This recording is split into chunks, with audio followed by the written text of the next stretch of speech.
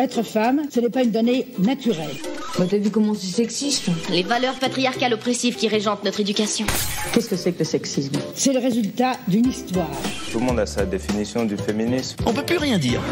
Qu'est-ce que ça veut dire?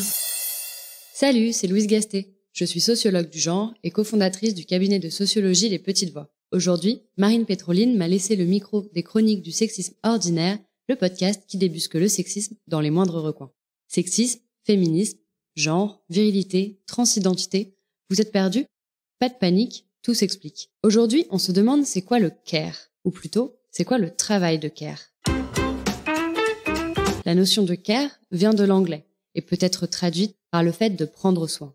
Elle regroupe tous les actes qui permettent de maintenir le bien-être des personnes, qu'ils soient physiques ou morales. Le care désigne donc des tâches nombreuses et variées qui sont majoritairement réalisées par les femmes. Nourrir, soigner, laver, rassurer, écouter, anticiper les besoins. Au XXe siècle, avec l'arrivée massive des femmes sur le marché du travail et le vieillissement de la population, il a fallu créer des emplois pour réaliser ce travail de prendre soin, réalisé jusqu'alors gratuitement par les femmes.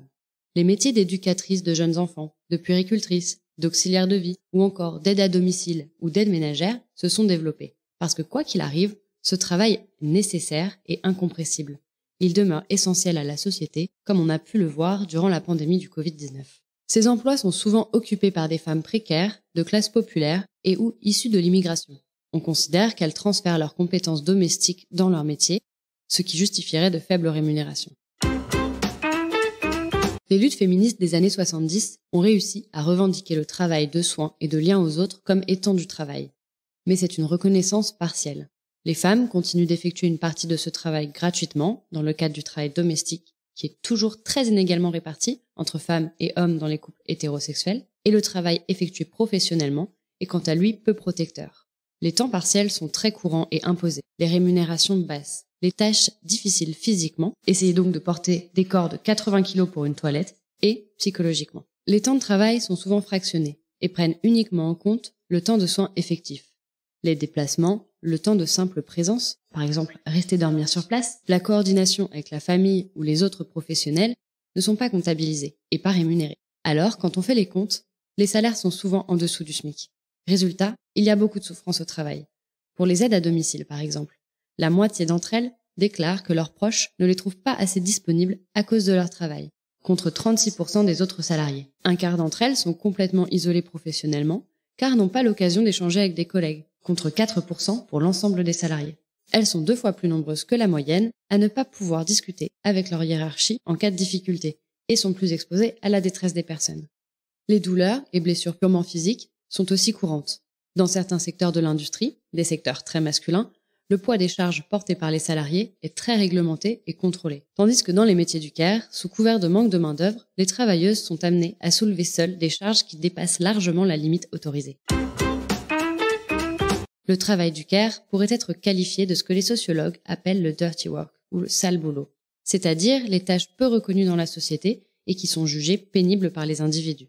Dès que des personnes en ont les moyens, elles délèguent ce travail peu rémunéré et difficile à quelqu'un d'autre. Par exemple, les femmes qui ont la possibilité de se consacrer à des études et à une carrière professionnelle suffisamment rémunératrice ont la capacité de déléguer ce travail à d'autres femmes, les nounous, les femmes de ménage par exemple. Celles qui n'ont pas accès à ces carrières sont souvent orientées vers les métiers du care pour lesquels on ne demande peu ou pas de diplôme car les compétences nécessaires sont pensées comme étant naturelles.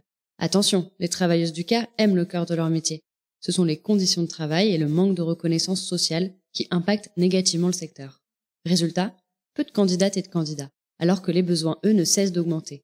C'est ce qu'on appelle la crise du care. Il faut agir et c'est urgent. On connaît la solution. C'est pas compliqué.